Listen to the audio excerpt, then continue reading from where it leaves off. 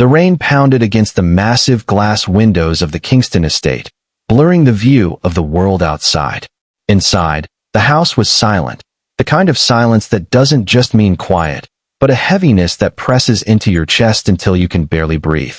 On the upper floor, in a dimly lit room filled with the scent of antiseptic, sat 23-year-old Ethan Kingston, the only son of billionaire Richard Kingston. His legs, pale and thin from years of disuse, lay lifeless under a wool blanket. He stared at them, not with sadness anymore, but with a hollow acceptance that they would never move. It had been 8 years since the accident, the one that took his mother's life and left him in a wheelchair. In the years that followed, Hope had become an unwelcome visitor, and Joy a stranger he no longer recognized. He didn't speak much, didn't laugh at all, and barely looked people in the eye. That was, until the day the new maid arrived. Ethan had learned to keep people at a distance. It wasn't arrogance, it was survival. Every well-meaning smile, every pitying glance chipped away at him. The household staff had learned the rules. Serve him, be polite, but don't try to fix him. So, when Mrs. Patel, the head housekeeper, announced they had hired a new maid, Ethan didn't care to know her name. But curiosity crept in when he heard her laugh from the kitchen. Not the timid, forced laughter of someone trying to please their wealthy employer, but a rich, unrestrained sound that filled the air like music. Her name was Amara. She was young, maybe mid-20s, with deep brown skin, hair pulled into a neat bun, and eyes that seemed to carry sunlight. She moved with a confidence Ethan couldn't quite place, like someone who had seen hardship but refused to be broken by it. For weeks, they barely interacted. She brought his meals, cleaned his room, and always greeted him with a "Good morning, Mr. Ethan," as if she actually meant it. Most people avoided looking too long at his legs. Amara didn't. One rainy afternoon, Ethan wheeled himself into the library, intending to be alone. But Amara was there, dusting the tall shelves.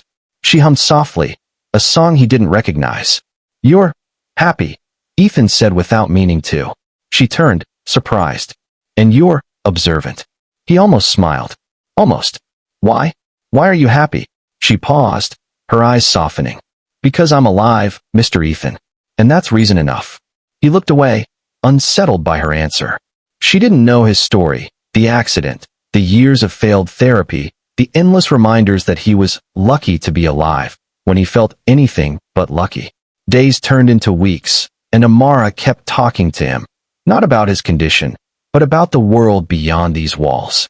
She spoke of the community center she volunteered at, where kids with nothing still laughed like they had everything. She told him about the old woman down her street who danced barefoot in the rain, claiming it kept her young. One morning, as Ethan watched from the veranda, he saw Amara in the garden.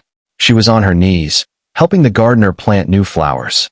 When she stood, she reached for a watering can, but instead of simply watering the flowers, she twirled, letting the water sprinkle over her as she laughed.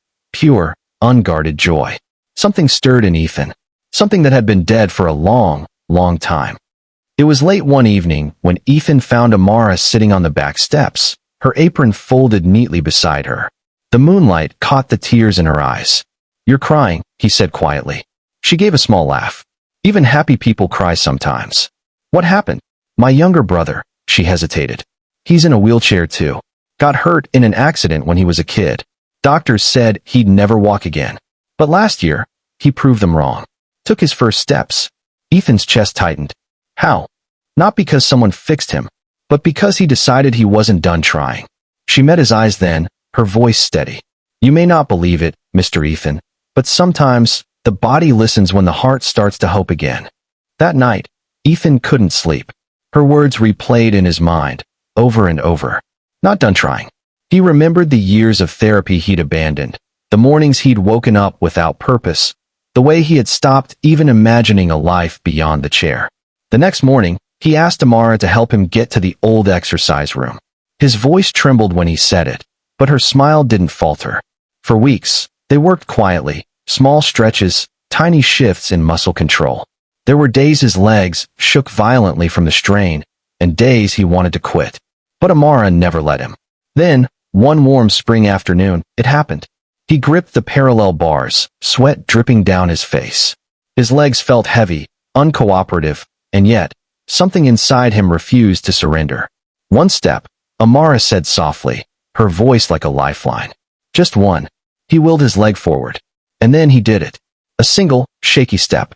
His chest heaved, his eyes blurred with tears. But for the first time in 8 years, Ethan Kingston was standing on his own 2 feet. Amara's smile broke into laughter, but her eyes were wet. "I told you, Mr. Ethan. Sometimes, you just have to believe again." Moral of the story: no wound is too deep, no loss too great, to silence the human spirit forever. Healing begins the moment you dare to believe that your story isn't over. Sometimes, all it takes is one person's faith in you to awaken the strength you thought you'd lost forever.